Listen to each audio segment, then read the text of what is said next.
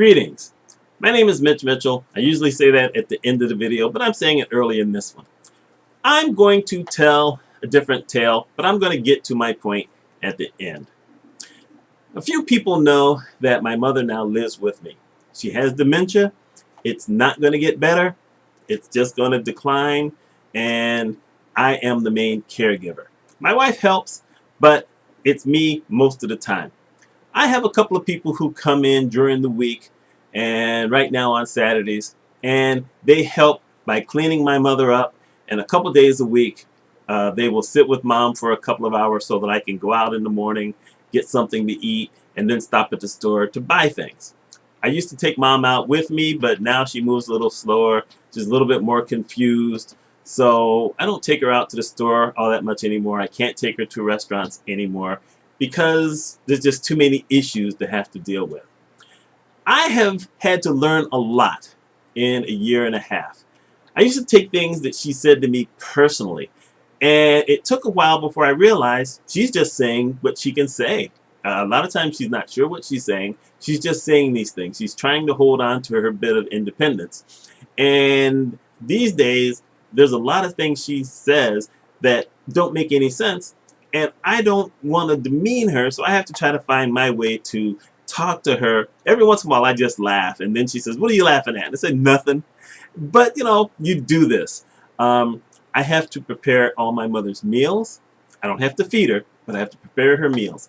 I have to pick her up, kind of. I have to coerce her a little bit. She's got a walker. To go to the bathroom because she doesn't always know how to take herself to the bathroom. I have to do that. I've had to learn how to basically watch to make sure my mother pulls everything down far enough so that she doesn't wet anything or, do any other kind of stuff. I've had to clean the bathroom.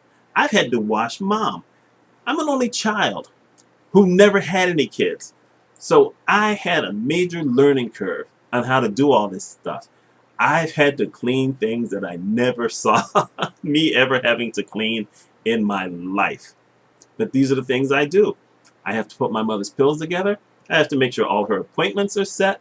I have to handle all of her finances. I have to do a lot of stuff. I already at least had some leadership background, but this is a totally different animal. But I've also had to learn, this is different than before, that sometimes I have to have what I'll call the tough love. And it's not necessarily tough love, but I have to be what she will consider as mean, but I'm doing it for her health. For instance, something that I have found out a lot of folks who have dementia do is they go into the bathroom and they want to basically sit there. And my mother was a champ at it. A couple of times she sat a couple of hours. She was used to sitting between 45 minutes to an hour, and I would just let her sit there until my wife, who has a different kind of health care background than I have, said, we can't let her do that because her skin is going to deteriorate, it's going to tear, or she's going to get bruises, and if anything happens, we're going to be accused of elder abuse. So now I have to basically get her up within 10 or 12 minutes, no matter how she had to go to the bathroom, and she doesn't always want to cooperate, so I have to pull her up. And she doesn't like it. And sometimes she screams when I pull her up. And sometimes she bites me. She's bitten me twice. But within a minute, she has totally forgotten about it. That's where I say it's the tough love thing, because I have to do things that she doesn't necessarily like. I have to put her in bed at night. She doesn't want to go to bed. She wants to stay in the living room all the time, because when she was still living by herself, she stopped going to the bedroom, which was upstairs. She stayed downstairs all the time. So, what's my point? You're probably wondering, okay, he's told us stuff about his mother and dementia, and this isn't about dementia, this is about leadership. I like to say that people can learn how to be leaders. It helps if you've led something before so that you at least have some kind of idea. But probably every day there are a lot of people who are just like me in some ways, in that suddenly someone else is their responsibility. And they have to step up to the plate, and they have to do what needs to be done to take care of their loved one.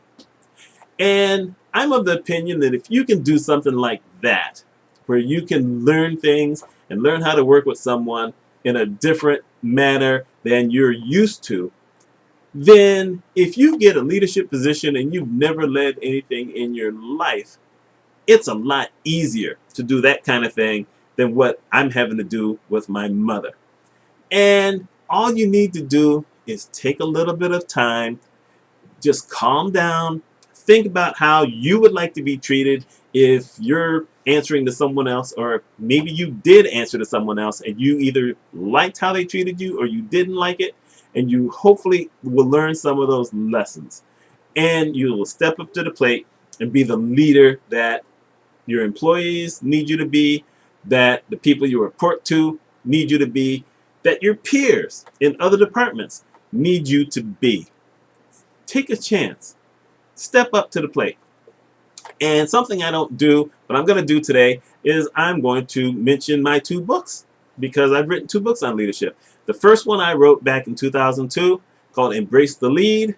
And in that book, I basically give tips on how to work with other people, leadership things you definitely need to know.